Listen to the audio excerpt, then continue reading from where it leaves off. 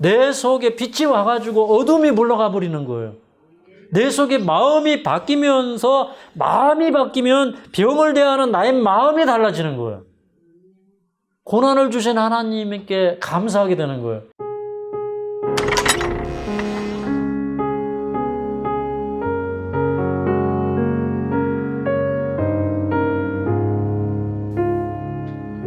여러분 안녕하십니까? 특별히 이제 이 시간에 참여하신 모든 분들에게 하나님의 특별하신 은총 임하기를 간절히 바랍니다. 예, 우리 요한계시록 4장에 있는 말씀을 한번 보겠습니다.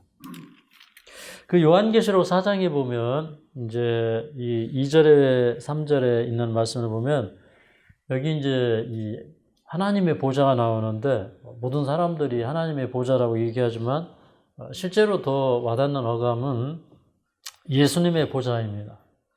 근데 이제 앉으신 이의 모양이 있는데 벽옷 같고 홍보석 같고 무지개가 그 보좌를 쫙 둘렀는데 그 모양이 녹보석 같더라 그랬어요. 그래서 이제 이 녹보석이 이제 무엇인가를 이제 좀 살펴보면 사실 이제 에스겔서 1장에 보면 그 하나님의 보좌를 얘기하면서 그 남보석으로 얘기를 합니다. 남보석. 근데 여기는 이제 녹보석이다 그렇게 되어 있어요. 근데 이걸 이제 킹제임스 한글 성경으로 보면 에메랄드라고 그렇게 얘기를 하고 있습니다. 녹보석 대신에 에메랄드로도 번역을 했어요. 근데 에메랄드가 무슨 색인가요? 에메랄드.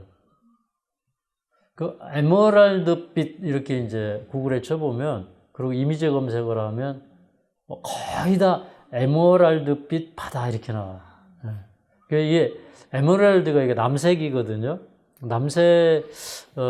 남색이기도 하고 이제 녹색이 더 짙죠. 이제 녹색이라고 볼 수가 있어요. 근데 이제 그 녹색에 가까운 빛인데 이 바닷빛을 이제 사람들이 에메랄드 빛이라고 이렇게 묘사를 해요. 근데 여러분 이 바닷빛을 보면은 좋습니까?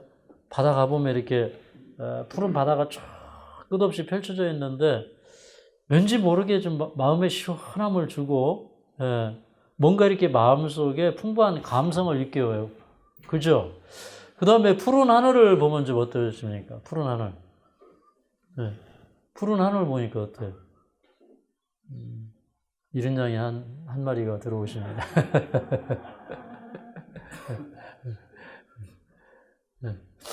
이제 하늘을 보니까 이 끝없이 푸른 하늘이 쫙 펼쳐져 있는데 이 하늘을 보면 여러분 어떤 생각이 들어요? 야, 시원하다. 그죠? 그리고 뭔가 우리에게 좋은 감성을 일깨워주고 뭔가 이렇게 자꾸 쳐다보게 만드는 것이 하늘입니다. 그죠? 바다도 자꾸 쳐다보게 만들고요. 근데 이런 빛들이 바로 하나님께로부터 오는 빛이라고 하는 거예요. 그래서 에메랄드 빛은 하나님의 보좌에 이렇게 무지개가 들려 있는데 그 빛이에요. 그러니까 하나님께서 하늘을 보여주시면서 에메랄드 빛으로 둘려져 있는 하나님의 보좌를 좀 보기를 원하시는 거예요. 그러실까요? 우리 관광도 하고 여행도 하고 이제 좋은 이제 풍경들 또 좋은 건축물들 보기 위해서 여행을 합니다. 그런데 하나님께서는요 우리 시야를 열어서 하늘의 보좌와 하늘의 세계를 보기를 원하십니다. 오늘 여기 이제 오신 분들은 참 복 있는 분들, 제가 하나님의 보좌에 대해서 이제 얘기를 할 겁니다. 하나님은 우리에게 하늘을 보여주길 원하신다는 겁니다. 그래서 제가 이제 하나님의 보좌와 그 세계에 대해서 좀 말씀을 드렸는데 오늘 제가 요한복음 5장에 있는 말씀을 드리려고 합니다. 이 요한복음 5장은 정말 그 내용을 알고 보면 감동적이에요. 그런데 이제 이 요한계시록이 많은 상징으로 이루어졌기 때문에 사람들은 이것을 보면서 이거 어렵다. 이게 무슨 말이지? 이런 생각 때문에 여기에 감동이 없는 겁니다. 근데 이 말씀을 조금 이해하고 나면 우리에게 굉장히 큰 감동이 있어요. 이 사건은 이제 요한계시록 5장의 사건은 온 우주의 천미의 관심이 집중되었던 하나의 사건을 다루고 있습니다. 예수님이 이 세상에 오셨어요. 예수님이 이 세상에 오셔서 이제 자기 피로 말미암아 이 세상에 잃어버린 영혼들을 다 사셨어요. 사실 이 세상에 태어난 모든 영혼들을 피값을 지불하시고 사신 겁니다. 그래서 뭐 이 의인의 피값만 지불하신 게 아니라 모든 죄 지은 아담으로부터 이 세상에 태어나는 모든 사람들의 죄값을 다 사실은 지불하셨어요. 그것을 다 지불하겠다고 창세기 3장 15절에 말씀하셨고요. 맞습니까? 창세기 3장 15절에 말씀하셨고, 우리 이른 양들이 자꾸 찾아오셔서 감사합니다. 찾아오셨고, 또 그 다음에 이제 그 값을 다 이제 그 지불해 주셨는데, 사실 그 하늘의 상급을 거절하는 것은 우리 이제 하나님이 너는 안 돼 이렇게 하고 하늘 문을 닫아 놓은 사람이 아무도 없어요. 맞습니까? 기회는 공평해야 됩니까? 구원의 조건도 같아야 됩니까? 저는 그런 하나님이 공의의 하나님이라고 믿습니다. 근데 이제 예수님 이 땅에 오셨어요. 모든 사람을 피값으로 사셨어요. 그러므로 모든 사람은 그 믿음 안에서 구원을 받아야 되는데 어떤 사람은 구원을 못 받고 어떤 사람은 구원을 받아요. 근데 어떠한 사람도 구원을 받지 못하는 조건이 성립이 되어서는 안 됩니다. 구원이라고 하는 것은요, 하나님께서 우리에게 그 죄의 책임을 물으시고 또 구원을 주시고 하시려면 모든 사람들이 구원받을 수 있는 길을 제시를 하셨어야 되는 거예요. 아멘입니까? 저는 이미 모든 사람이 치유받을 수 있는 길도 열어놓으셨다고 저는 그렇게 믿습니다. 모든 사람이 치유받을 수가 있어요. 근데 무엇인가 내가 주님에게 이 필요 충분 조건이 성립되지 않아서 이제 치유를 받지 못하는 경우가 있습니다. 그러나 그렇다고 해서 모든 사람이 구원받지 못하는 건 아니에요. 주님께서 준비시켜서 데려가신다 할지라도 이 사람은 지금 이제 준비되어서 하늘에 가는 것이 낫다라고 하는 사람은 하나님 데려가시는데 이 사람이 정말 새 생명을 얻어서 하나님께 영광을 돌릴 수 있고 이 사람이 사는 것이 중요하다고 생각하면 도르가가 죽었을 때 하나님께서 뭐라고 했냐면 야, 너 도로 가라 그랬어요. 그렇죠? 그래서 다시 살아났어요. 맞습니까? 근데 그 도르가가 어떤 일을 했습니까? 교회 안에서 정말 이 도르가가 이렇게 이 손뜨개질을 해서 사람들에게 겉옷을 지어 입히고 속옷을 지어 입히고 할 때 그것이 초대교회 사람들에게 깊은 감동이었다 이 말입니다. 그렇습니까? 사실 히브리파 가부나 헬라파 가부나 빠지지 않고 다 그 구제하는데 힘을 썼다 이 말입니다. 특별히 그 헬라파 가부들은 이제 히브리인 입장에서는 이제 이방인들이잖아요, 그죠? 그런 사람들을 위해서 더 많이 신경을 이제 쓰는 그런 사람을 하나님께서 다시 살려주셨어요.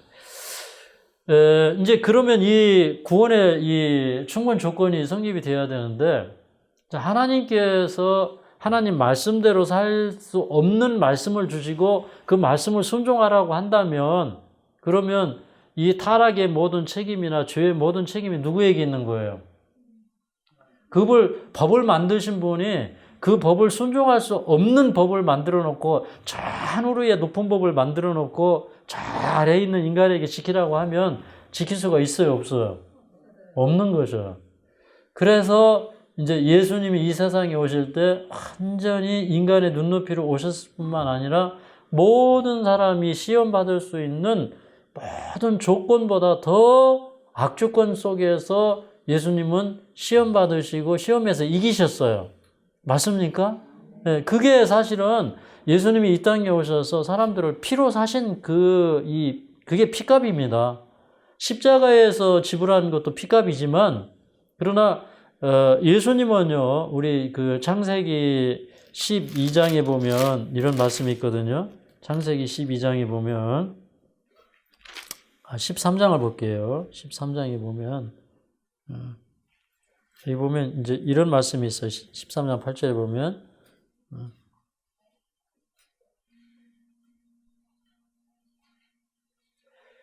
여기 이제 죽임을 당한 어린 양의 생명책에 창세 이후로 농명되지 못하고 이 땅에 사는 자들은 다 짐승에게 경배하리라 이랬는데, 이제 한글 김정희스에 보면 이렇게 얘기했어요. 세상에 기초가 놓인 이래로 죽임당한 어린 양의 생명책에, 그렇게 얘기했거든요. 뭐라고 했냐면 세상에 기초가 놓인 이래로 죽임당한 어린 양, 이렇게 얘기했어요. 그러니까 여기 보니까 예수님이 한 번만 십자가에 달려 돌아가셨다고 얘기했어요. 그게 아니고 세상에 기초가 놓인 이래로 죽임당한 어린 양. 이 의미가 무슨 의미인지 아십니까? 여러분, 이 예수님이 아담과 하와를 위하여 그 양을 희생시키고 가죽옷을 지어 입히고, 그 다음에 그 후손들이 계속해서 죄를 짓고 또 죄를 질 때마다 이제 이 양을 잡아서 희생제물을 드리고 했을 때, 그때 그 양이 이제 상징적으로 예수님이었지만, 그러나 저는 이런 생각을 해요. 여러분, 이 엄마가 자식을 낳는 순간만 희생합니까? 그거 아니죠, 그죠? 그 피 흘릴 때만 희생을 합니까? 그게 아니라 그 자식을 키우기 위하여 참 끝없는 헌신과 사랑을 쏟아 부어야 돼요. 어떻게 보면 자기 생명을 쏟아붓는 과정이 이게 자녀를 키워나가는 과정입니다. 맞죠? 네. 그래서 사실은 그 예수님의 그 구속을 바라보는 관점이 그래야 되고, 그 다음에 또 한 가지는 예수님이 그렇게 희생을 베푸셨을 뿐만 아니라 잃어버린 양을 찾아서 하늘을 버리고 이 땅에 오셔서 그 모든 사람들이 겪어야 되는 시험, 유호, 고난, 이런 것들을 또 사단에게 받는 그런 좀 아까 시험이라고 얘기했지만, 그런 시험을 예수님이 다 겪으시고 이기셨단 말이에요. 그게 모든 사람들이 구원받을 수 있는 필요 충분 조건이 되는 거예요. 왜 그러냐? 예수님이 우리보다 나은 입장에 오신 게 아니라 그분은 우리보다 인간적으로도 못한 입장에서 오셨어요. 그뿐만 아니라 예수님은 이제 신성을 가지신 분이었기 때문에 사단이 계속 신성을 사용하라고 예수님을 유혹하는데, 그게 사실 모든 인간이 당하는 시험보다 그건 또 다른 시험거리가 하나 더 있는 거예요. 그래서 40일을 줄이시고 난 다음에 사단이 와서 뭐라고 그랬어요? 야, 너 이거 떡덩이를 명하여 뭐가 되게 하라? 야, 돌덩이를 명하여 뭐가 되게 하라? 떡이 되게 하라. 그러니까 뭘 사용하라는 거예요? 내가 만약 하나님의 아들이라면 그거 증명하기 위해서 신성을 사용해라 이거예요. 그러면은 예수님이 신성을 사용해가지고 딱 배고플 때 그 신성으로 이 배고픔을 참지 못하고 유혹을 참지 못하고 신성을 사용해서 떡을 먹었다 그러면 그때는 이제 아담과 하와가 선악과를 따먹은 게 죄가 돼야 안 돼요? 죄가 안 되죠. 인간은 원래 배고픈 거 못 참아, 먹고 싶은 건 못 참아. 그러니까 어떻게 해야 돼요?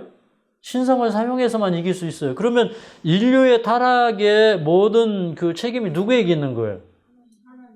하나님께서. 그러니까 마귀가 그거 압니까? 아주 교묘하게 아니까 첫 번째 시험이 뭐예요? 너 이거 돌덩이를 병해서 떡덩이가 되게 하라. 그리고 또 예수님을 높은 산 꼭대기에 올려놓고, 그 다음에 자, 내가 만약 하나님의 아들이야? 나한테 절해봐. 그리고 세상의 모든 영광을 다 보여주면서 이 영광 다 너에게 줄게, 이렇게 얘기합니다. 만약에 예수님이 거기에 굴복을 했더라면 사람들은 뭐라고 할까요? 야, 잘 먹고 잘 살자는 게 뭐가 잘못된 거야? 내가 잘 살려고 한 거지. 그래서 자기가 돈을 벌면서 살든 남을 속이면서 살든 자기가 남을 물리치고 높은 자리에 올라가든 말든 사람들은 다 핑계할 수 있어요. 맞습니까? 예수님이 그런 시험에 굴복하셨더라면 우리도 그런 시험에 굴복해도 된다 이 말입니다.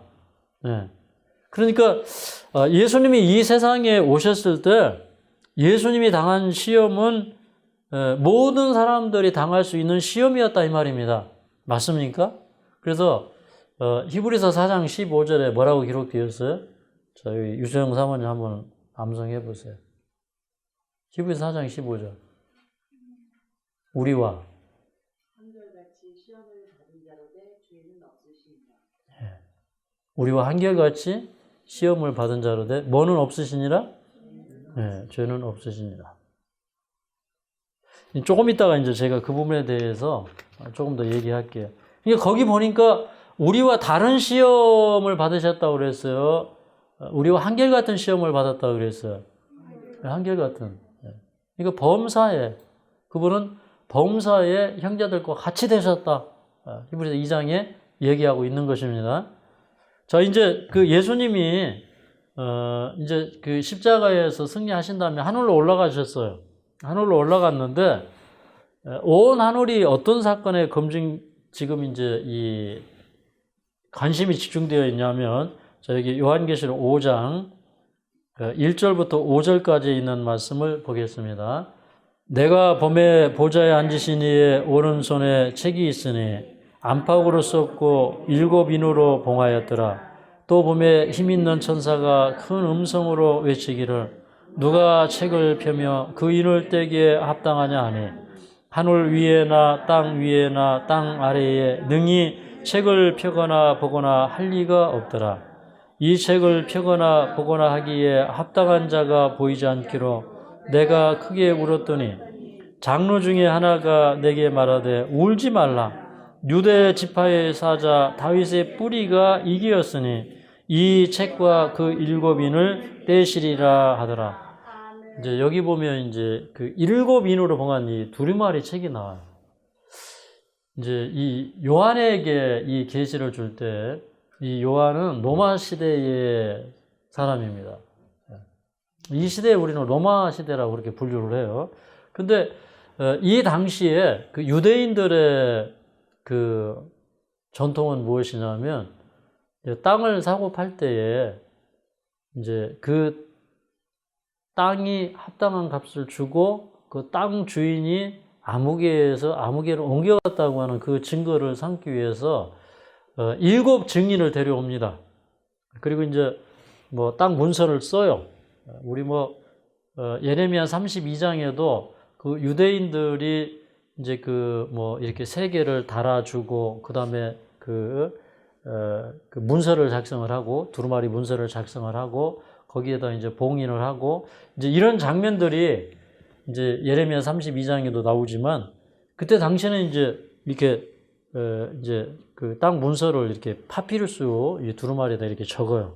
적고 그다음에 그것을 이렇게 마른 다음에 그다음에 이제 7 사람의 이제 이 도장이 이렇게 밀랍을 떨어뜨려 놓고 거기다 이렇게 도장을 딱 이렇게 찍어요. 그러면 7 인으로 봉한 거예요. 네. 그러면 그 두루마리 속에 어떤 내용이 들어있냐면 이제 거기에 어떤 그 기업에 관한 권리, 땅 문서, 집 문서, 이제 그런 것들이 거기 들어있는 거예요. 그러면 사실은 이제 그 집 문서를 가지고 있는 사람은 어떤 사람이에요? 그 부동산에 대한 권리가 있는 사람이에요. 맞습니까? 그래서 이제 그 권리를 가지고 있는 사람이 이제 환불을 가지고 그 다음에 또 그것을 이제 그 공증에 필요한 문서를 또 이제 하나 따로 이제 간수를 해서 이제 예를 들어서 우리 이제 그 법원에 등기해 놓으면 우리가 땅 문서 잃어버려도 법원 등기를 열람하면 그게 누구 땅인지 다 나오죠. 그렇게 해서 이제 하나는 자기가 갖고 하나는 이제 또 사람들이 같이 이제 알 수 있는 그런 곳에 이렇게 보관을 하고 이제 이런 제도가 있었어요. 그러면 이제 그 속에 있는 땅 문서에 대한 것을 이렇게 펼쳐서 볼 수 있는 사람은 그 땅에 대한 부동산에 대한 권리가 있는 사람이에요.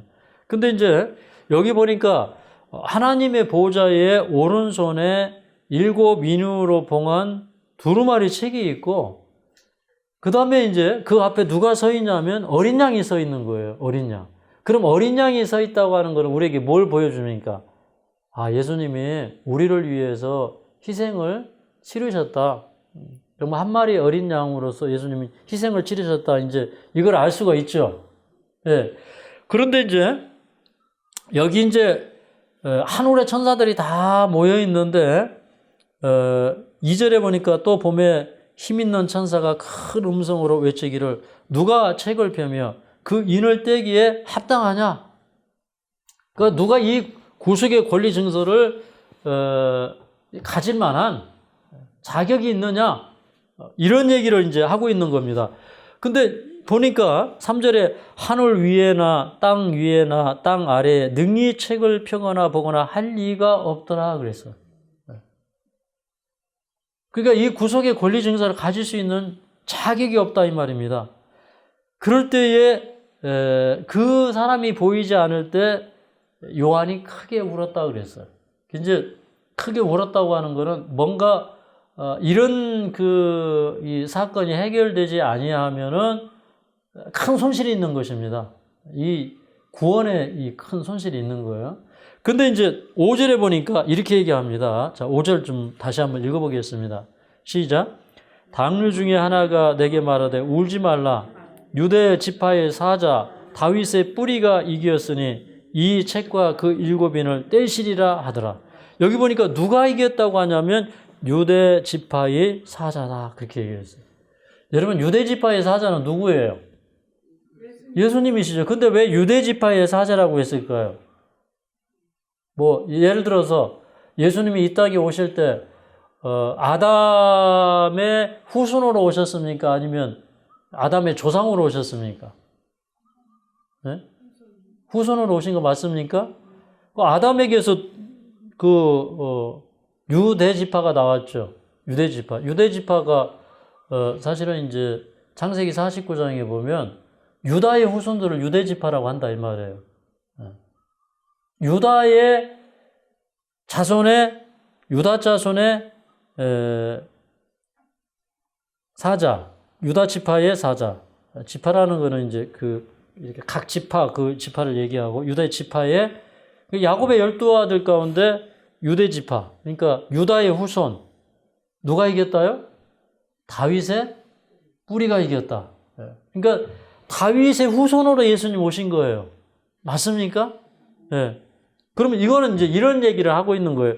제가 이제 조금 전에 얘기했듯이 예수님은 이 땅에 오실 때 모든 사람들보다 우월한 입장에서 오셨어요? 동일한 입장에서 오셨어요? 동일한 입장에서. 근데 예수님 시험 받으실 때 보니까 뭐 여러분이 40일 물도 안 드시고 금식해 본 적 있어요? 없죠? 뭐 가끔가다 40일 금식하는 분도 있는데 그러다 돌아가시는 분도 있어서 굉장히 위험합니다. 근데 예수님 그렇게 이제 모든 사람들이 당하는 시험보다 더 악조건 속에서 시험을 받으셔야 했는데 왜 그러냐면 모든 사람이 시험을 이길 수 있는 그 능력이 어디서 오냐면 예수님이 이 땅에 오셔서 시험을 이긴 그 능력이 우리에게 오는 거예요. 맞습니까?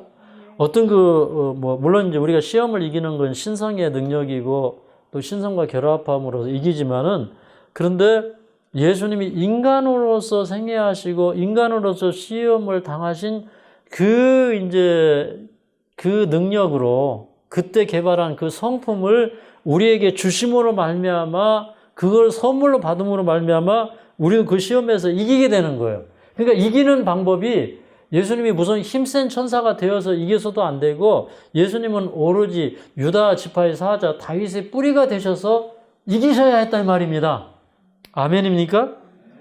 여기 이제 여기 히브리서 2장에 있는 말씀을 보도록 하겠습니다. 히브리서 2장 여기 이제 9절부터 있는 말씀을 쭉 읽어보도록 하겠습니다. 히브리서 2장 9절부터 시작. 오직 우리가 천사들보다 잠깐 동안 못하게 하심을 입은 자 곧 죽음의 고난받으심을 인하여 영광과 존귀로 관세신 예수를 보니 이를 행하시면 하나님의 은혜로 말미암아 모든 사람이 위하여 죽음을 맛보려 하심이라. 만물이 인하고 만물이 말미암는 자에게는 많은 아들을 이끌어 영광에 들어가게 하시는 일에 저희 구원의 주를 고난으로 말미암아 온전케 하심이 합당하도다. 자, 예수님이 이 세상에 오실 때 천사들보다 낫다고 그랬어요? 잠깐 동안 못했다고 그랬어요? 왜요? 왜요? 우리가 지금 천사보다 나아요, 못해요? 예? 지금 우리 능력이나 한계에 있어서 천사들보다 못해요. 그죠? 근데 그렇게 오셨다는 거예요. 그 다음에 모든 사람을 위하여 죽음을 맛보리 하심이라 그랬어요. 근데 예수님은 둘째 사망까지 맛보셨는데 둘째 사망을 맛본 사람은 없죠. 그죠? 그죠? 근데 이제 또 그 다음에 10절에 보면 많은 아들을 이끌어 영광에 들어가게 하시는 일에 저희 구원의 주를 고난으로 말미암아 온전케 하심이 합당하도다. 그러니까 모든 사람도 이 세상에서 시험받고 고난받는데 그런 사람들이 다 하늘의 영광에 들어가기 위해서는 예수님이 이 고난을 받으시고 그 가운데서 승리하심으로 온전케 되시는 그 길을 택하시고 걸어가신 것이 합당하다 이 말입니다. 그래야 야곱의 사다리가 땅에서부터 하늘까지 놓여있는 그 사다리가 될 수 있는 거예요. 그래야지 예수님이 인간으로 오셔서 모든 것을 극복하시고 승리하셔야 우리도 예수님 따라가면 그냥 되는 거예요. 그래야 나는 길이요 진리요 생명이라 이 말씀이 성취가 되는 거예요.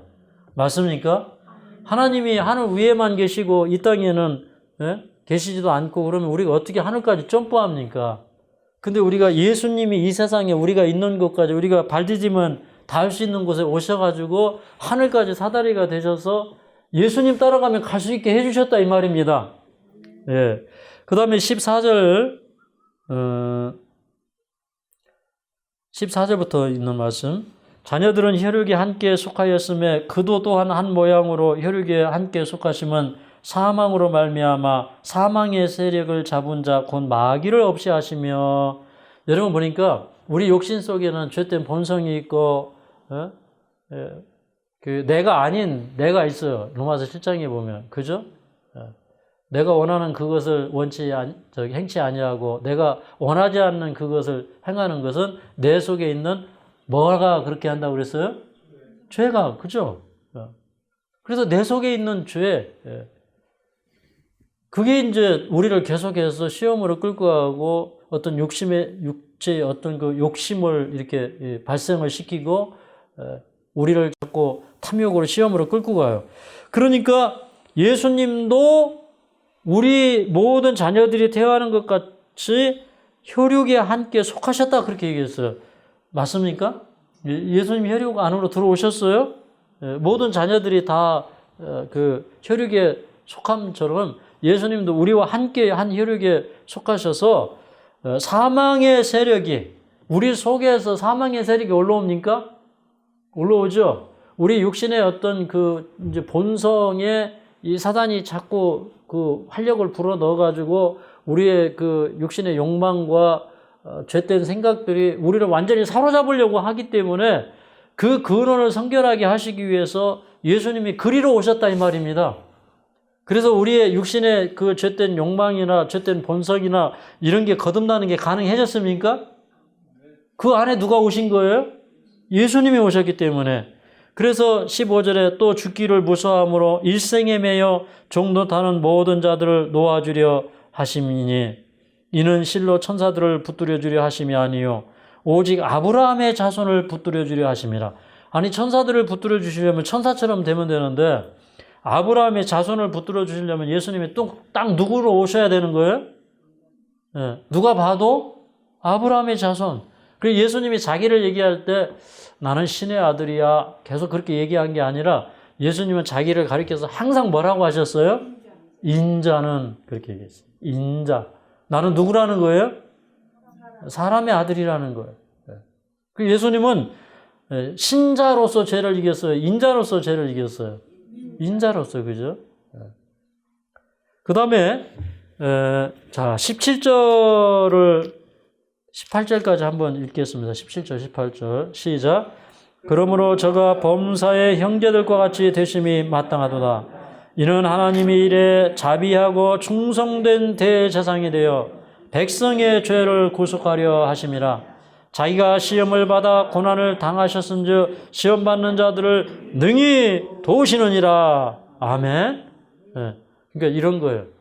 아니 예수님이 인간이 되셔가지고 시험 받고 다 해봤으니까 우리가 어떤 입장에 처해졌는지를 알고 우리 정말 동정도 하고 예. 보면 이제 이 중보하는 사람이 뭐 그냥 이렇게 다 자기는 좀 더 높은 곳에 있어가지고 저 불쌍한 중생을 용서해 주십시오 하나님 이렇게 하면 돼요 안 돼요? 안 돼요. 그거 안 되지 그죠? 그 사람의 눈높이로 내려가서 이 사람은 내 형제입니다. 이 사람은 내 자녀입니다. 내가 고난을 당해봐서 알고 인간은 이런 입장에서 연약감에 빠지는데 하나님 이 사람 불쌍히 여기시고 이 사람에게 더 기회를 주시고 은혜를 주시고 이 사람의 마음속에 더 선한 본성을 읽게 해주시고 그래서 이 사람이 승리할 수 있도록 도와달라고 예수님은 그렇게 하나님 앞에서 우리를 위하여 중보하시는 거예요.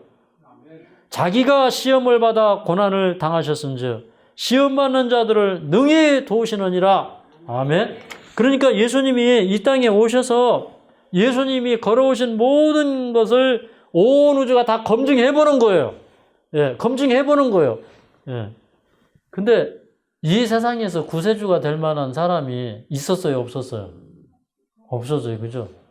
모세도 보니까 잘 나가다가 또 실수했죠, 그죠? 뭐 청년 시절에 그냥 한 방에 그냥 사람 죽인 거는 그냥 내버려 두고라도 예. 그냥 뭐 반석에서 그냥 반석을 한 번만 치라니까 두 번이나 땅땅 치고 우리가 이 반석에서 물을 내랴 막 그랬어요, 그죠? 자, 그걸 보면 아찔합니다. 네. 잘 가다가도 또 모세가 될 수 있어요, 그죠? 네. 누구도 그럴 자격이 없는 거예요. 근데 사실은 이제 아무리 인간이 훌륭하게 살았다 할지라도 이 세상을 구원하기 위해서는 그 많은 합당한 값을 가지고 있는 분이 그 값을 지불해야 되는데 그 인간을 만든 창조주만이 그 값을 지불할 수가 있어요. 사실 그런 차원도 있습니다. 근데 예수님이 이 땅에 오셨는데 예수님이 진짜 인간으로 이기셨는가? 그거는 이미 온 우주의 검증이 보니까 끝났어요. 안 끝났어요. 이때 다 끝난 거예요. 그죠? 온 천사들 앞에서 누가 자격이 있느냐? 자격을 검사했는데 누가 딱 이긴 걸로 나왔냐면 유다 지파의 사자로 오셨던 인간으로 오셨던 우리와 한결같이 시험을 받으셨던 아브라함의 후손이요 다윗의 뿌리로 오셨던 그분이 이겼다는 거예요. 네. 그러니까 그분이 아담이 잃어버린 통치권, 아담이 잃어버린 지고 이걸 그 문서 안에 다 들어있는 거죠. 그걸 예수님이 취하신 거예요. 아멘. 그래 이게 참 얼마나 아름다운 말씀입니까? 이런 걸 온 우주가 다 검증해서 예수님이 이 땅에 오셔서 정말 그분은 유다 지파의 사자이셨고 이게 중요한 거예요. 그는 정말 인간이셨고 그는 다윗의 뿌리셨는데 그분이 정말 이겼다 이 말입니다.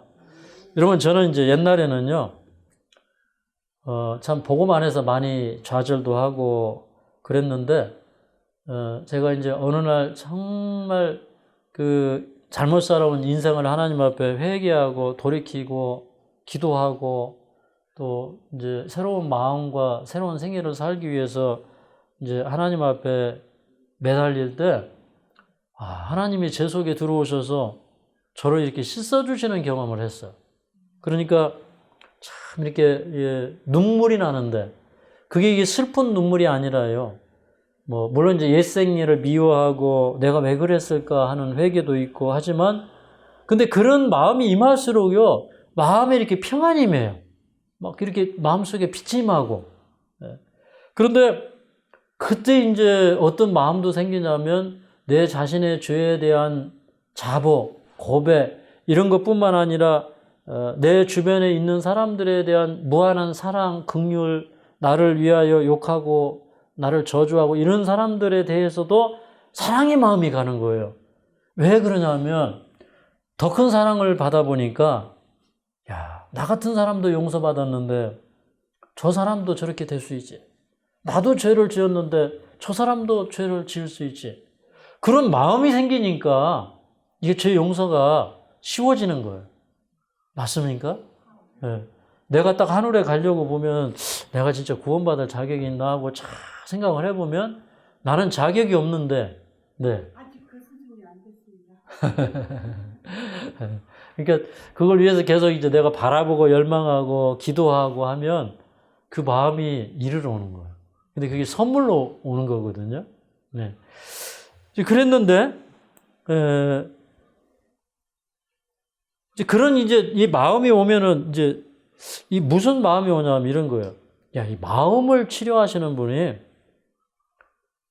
마음을 바꿔놓는 분이 병을 고치고 치료하는 건 아주 쉬운 일이다. 이런 생각이 들어요. 맞습니까? 예. 병 고치는 사람은 덜어 있는데 마음을 고치는 일은 하나님밖에 못하는 거예요. 그런데 이제 어떤 때는 이제 그렇죠. 이제 이게 말씀이 힘을 주나요? 우리에게 피로를 주나요? 솔직히 피로를 주는 분들이 많아요. 그래서 성경을 보면 졸려요. 그죠? 잠 안 올 때 책 보면 아주 수면제. 잠 안 올 때 잠자는 좋은 방법이 또 책을 보는 방법이기도 합니다. 근데 저는 이제 이 책을 보니까 정신이 또랑또랑해지는 거예요. 그래서 누워서 보다가 앉아서 책을 볼 때가 제가 참 거의 뭐 그런 패턴이었어요. 제가 막 이렇게 좀 빈혈도 있고 막 이랬거든요. 잘 먹지도 못하고 맨날 알바트하고 그리고 학교 다니고 빈혈이 있어요. 근데 이제 누워서 이렇게 보다가 점점 말씀의 힘이 나를 사로잡는 거예요. 근데 사실 우리가 이런 경험을 하면 병이 치유가 되는 거예요. 그냥 하나님이 어떤 목사님이 안수해가지고 그렇게 병을 치료하는 이것이 진짜 이적이 아니라 내 속에 빛이 와가지고 어둠이 물러가 버리는 거예요.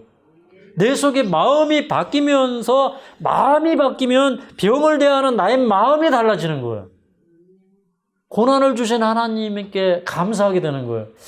야, 나같이 악질 죄인이 이런 시험이 없었더라면 내가 어떻게 변화될까? 이런 생각을 해보는 거예요. 가만히 보니까 저는 악질 죄인이에요, 악질. 제가 살아오는 동안에 이렇게 풍파가 많았더라고요. 근데 왜 풍파가 많으냐면 이게 찔겨서 그래요, 찔겨서. 그런데도 그런 시험 속에서도 아직도 죄가 살아있는 거 보면 매를 좀 더 맞아야 되래요. 아니, 근데 솔직한 마음이, 이런 마음이 생기는 거예요. 하나님 앞에서 내가 왜 시련이 임하느냐? 이게 따지는 마음이 오는 게 아니라 나는 사실은 매를 한 대 더 맞아야 되는데 하나님이 한 대 더 때리자니 죽을 것 같으니까 못 때리는 거예요. 맞습니까? 근데 하나님은 사실은 내가 아픕니까? 때리는 마음이 아픕니까? 자식 키워보셔서 그거 제가 얘기 안 해도 다 알죠? 여러분 자녀들 회초리 들고 때려보셨어요? 우리 지선이 키울 때 이 녀석이 교회만 가면 조용히 하라고 그래도 목소리가 어떻게 큰지 화통 삶아 먹은 목소리인데 어릴 때부터 목소리가 커요, 우리 지선이가. 근데 소탁소탁 하는데 다 들려. 그러면 이제 단단히 주의를 줍니다. 너 이번에 교회 가면 조용히 해라. 그러면 이제 자기 나름대로 참으려고 노력을 하다가 어느 순간에 정신을 놔요. 그러면은 이제 뭐 처음에 집사님 막 이러다가 집사님 막 이래버려요. 그러면 온 시선이 다 주목이 돼요. 그러면 이놈의 자식 집에 가가지고 당장 회초리다 그러는데 집에 가서 회초리를 탁 때리려고 그러면 그 예쁜 고사리 같은 종아리를 설마 때릴 수가 없어. 그 마음이 또 약해지는 거야. 매를 때려야 되는지. 근데 그게 부모의 마음이에요. 그렇습니까? 예전에 우리 청년들 교육할 때 중국에서 이제 선교 사업하는데 맨날 예배 시간 늦어요. 그래서 이제 보다 어느 날 이제 여기서 이제 탁 의분이 올라왔어요. 이놈의 자식들, 니네가 그런 정신머리로 무슨 선교를 한다고? 너희들이 정말 선교사냐? 다 무릎 꿇어! 그러니까 막 다 무릎 꿇어. 근데 저보다 3살 아래 후배도 있었거든요. 근데 무릎 꿇어! 그러니까 다 무릎 꿇어요. 손 들어! 그러니까 손 다 들어. 아니, 생각을 해보세요. 뭐, 최하 20대, 30대, 40대 애들이, 제가 그때 50대이긴 하지만, 거기 50대도 있는데, 손 들으라니까 무릎 꿇고 손 들어요. 종아리 가져와! 종아리 가져왔어. 그래서 제 종아리를 탁 까고, 쫙쫙 때리는데, 핏자국이 쫙쫙 나는 거예요. 근데 솔직히 다리가 아플까요? 마음이 아플까요? 근데, 그걸 이 청년들이 마음으로 다 받는 거예요. 한마디도 혼났다, 뭐 목사님이 어떻게 했다 이런 얘기가 안 나와요. 왜 그러냐면 그 속에 진짜 마음의 사랑이 있는 거예요. 그래서 이제 사실 우리 마음속에 그 예수님의 사랑이 이렇게 오잖아요. 그러면은요, 죄가 아프고 슬픈 것이지 하나님께서 나를 왜 이렇게 대하시나 이런 생각이 안 들어요. 왜 그러냐면 우리가 받는 고난은 그 죄의 크기에 대해서 비교할 수가 없어요. 맞습니까? 그러니까 내가 이 세상에서 잘 살려고 하는 게 아니라 내가 정말 구원받고 하늘에 들어가는 게 있어서 무엇이 중요한 거를 생각할 때 하나님의 모든 처사가 공의롭고 의롭다고 하는 그런 하나님의 판정성을 내가 인정하게 된다 이 말입니다. 그렇죠? 그 다음에 이제 자 여기 5장 6절을 좀 보겠습니다. 내가 또 보니 보좌에 네 생물과 장로들 사이에 어린 양이 있었는데 일찍 죽임을 당한 것 같더라. 7뿔과 7눈이 있으니 이 눈은 온 세상에 보내심을 입은 하나님의 7영이더라. 어린 양이 나와서 보좌 앉으신 이의 오른손에서 책을 취하시니라. 책을 취하심에 네 생물과 24장로들이 어린 양 앞에 엎드려 각각 검은고와 향이 가득한 금대접을 가졌으니 이 향은 성도들의 기도들이라. 새 노래를 노래하며 가로되 책을 가지시고 그 인봉을 떼기에 합당하시도다. 일찍이 죽음을 당하사 각 족속과 방언과 백성과 나라 가운데서 사람들을 피로 사서 하나님께 드리시고 저희로 우리 하나님 앞에서 나라와 제사장을 삼으셨으니 저희가 땅에서 왕노릇 하리로다 하더라. 아멘. 여기 보니까 그 어린 양이요, 우리를 각 족속과 방언과 백성과 나라 가운데서 피로 사서 하나님께 드리셨다는 거예요. 여기 샀다고 하는 얘기는 이렇게 물건을 사는 거 이런 거 다 얘기하고 특별히 이 구약의 고해 제도를 얘기하는 거예요. 그러면 뭘 샀냐면 사람들을 피로 샀다는 거예요. 그러니까 이분은 이미 사람들을 위해서 죄값을 지불하시고 사셨기 때문에 사실은 이 7인으로 봉한 이 두루마리 책 속에 들어있는 이 구속의 권리증서, 이거는 사실 예수님 이미 다 사신 거예요. 맞습니까? 그걸 그냥 하늘에 가서 검증 받으신 거예요. 정말 예수님이 이 유다 지파 다윗의 사자가 되셔서 인간이 되셔서 죄를 이기시고 승리하셨기 때문에 모든 인간을 피로 샀고 그 값이 충분했다고 하는 것을 인정받은 거예요. 그 얘기는 모든 사람들이 죄를 이기고 승리할 수 있고 구원을 받게 되었다는 거예요. 그러니까 그 사실이 온 우주 앞에 선포될 때에 네 생물과 24장로가 그 앞에서 엎드려서 이렇게 검은고를 타면서 그들이 향이 가득한 금 대접을 가지고 향로를 가지고 그리고 그들이 새 노래를 부르는 거예요. 새 노래. 인생의 새 노래가 한번 터져 나와야 해요. 새 노래. 근데 여러분 이 은혜를 받으면요 이게 새 노래가 나와요. 제가 이제 예전에 이제 제가 그 예수님 새롭게 만날 때 Jesus my all, amen, 할렐루야 아시죠? 뭐예요? 주는 나의 전부. 그게 진짜 주님이 전부가 되고요. 그리고 이렇게 눈을 딱 뜨면요 감사가 나오고 이렇게 찬미가 나와요. 그게 이제 새 노래예요.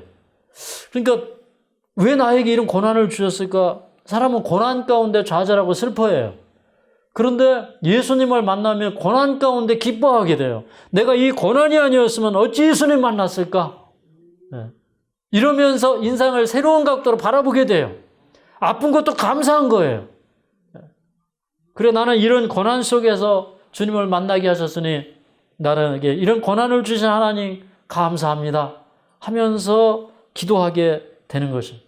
근데 이 구속의 권리증서가 무엇과 관련되어 있느냐면 저희로 우리 하나님 앞에서 나라와 제사장을 삼으셨다 그렇게 얘기하고 있어요.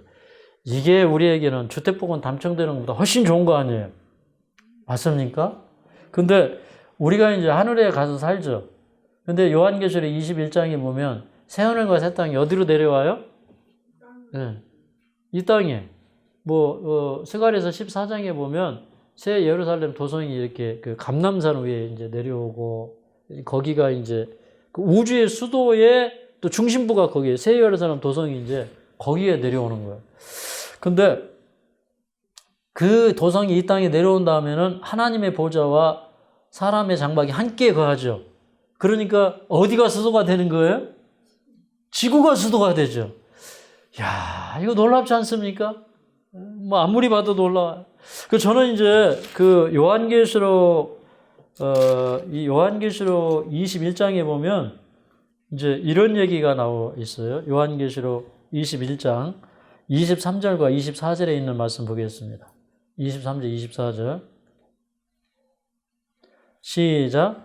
그 성은 해나 달의 비침이 쓸데없으니 이는 하나님의 영광이 비치고 어린 양이 그 등이 되심이라. 만국이 그 빛 가운데로 다니고 땅의 왕들이 자기 영광을 가지고 그리로 들어오리라. 그 다음에 26절 시작. 사람들이 만국의 영광과 존귀를 가지고 그리로 들어오겠고. 예. 제가 이제 며칠 전에 만왕의 왕 내 주께서 왜 고초당했나.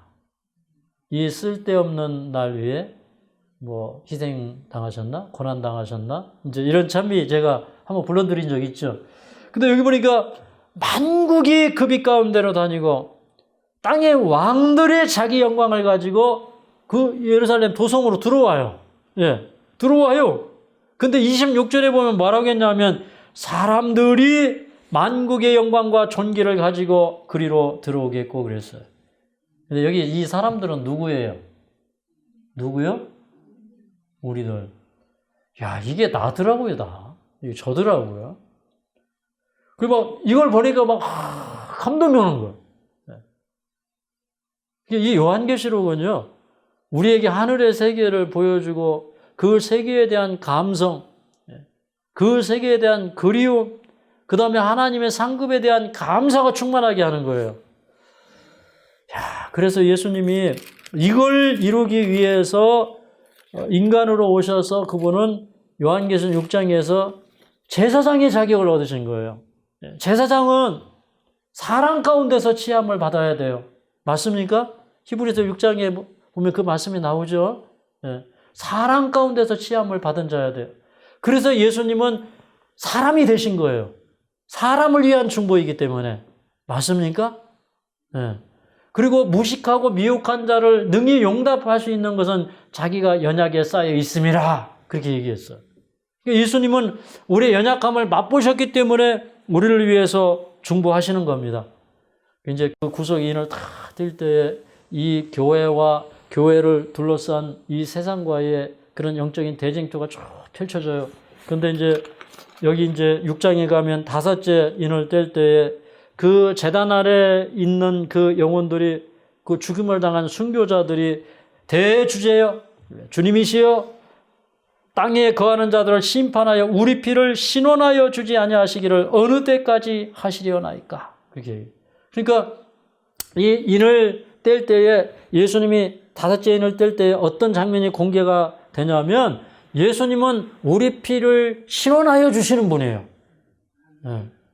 우리가 억울하게 고난당하고 억울하게 피 흘리는 것에 대하여 예수님이 심판해 주시는 분이에요.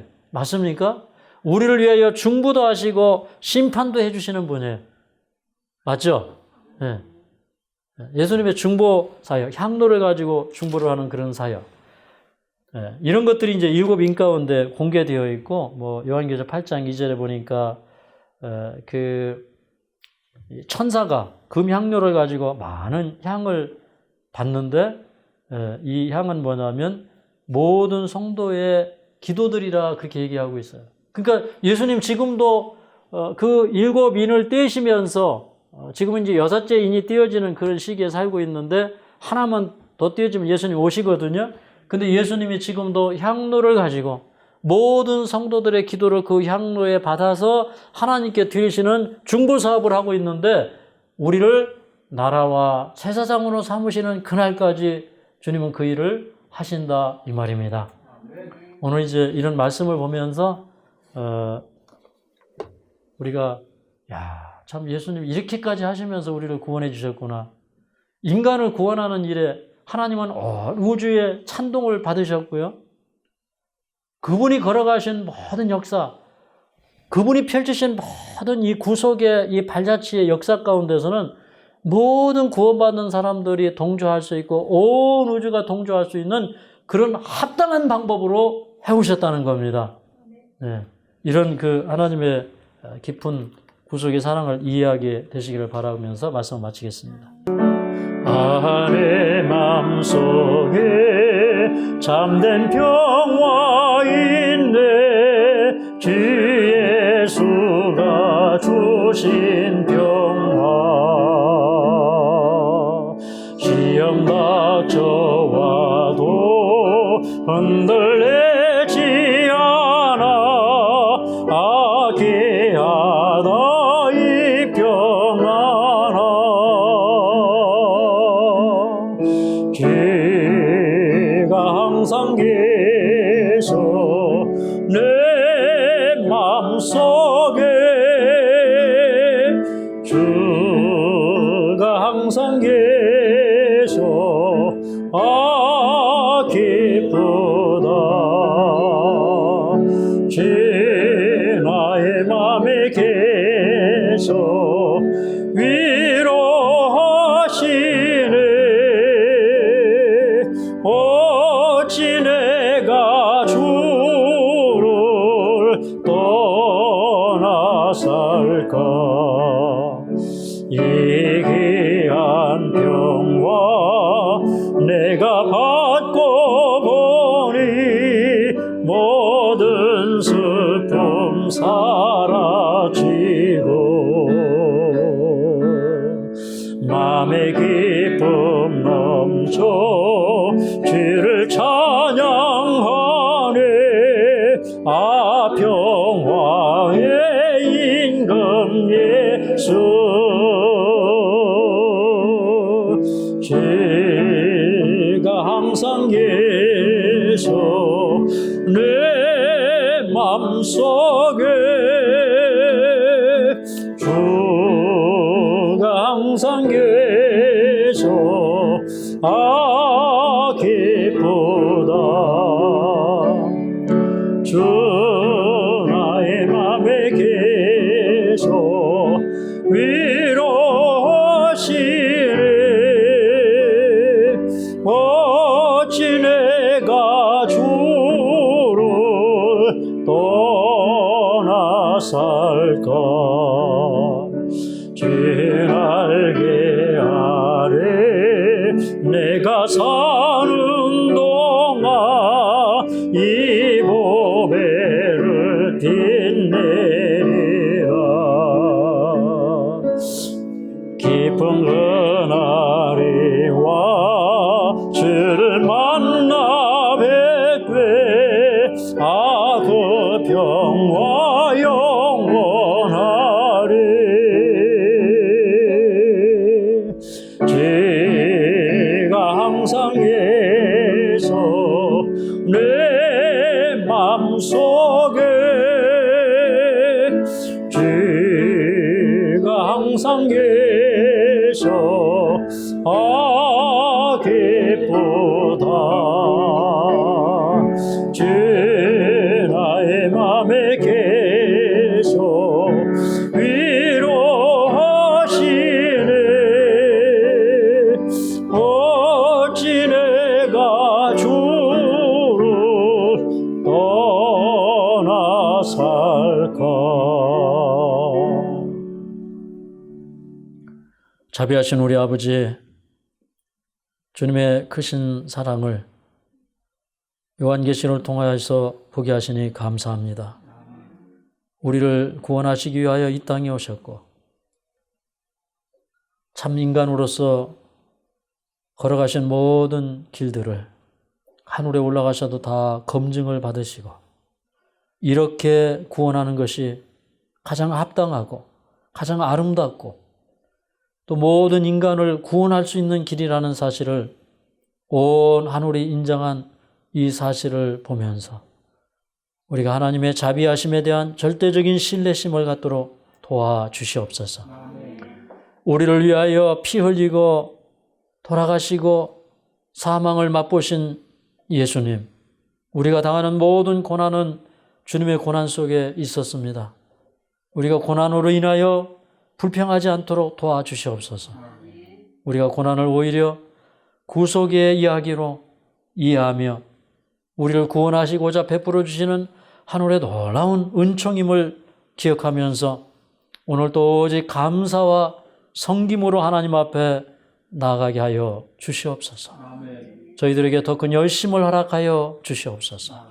병든 자를 위하여 함께 기도하는 저희들 되게 하여 주시옵소서. 그리스도의 사랑을 함께 널리 전파하는 저희가 되게 하여 주시옵소서. 예수님의 이름으로 간절히 기도하옵나이다.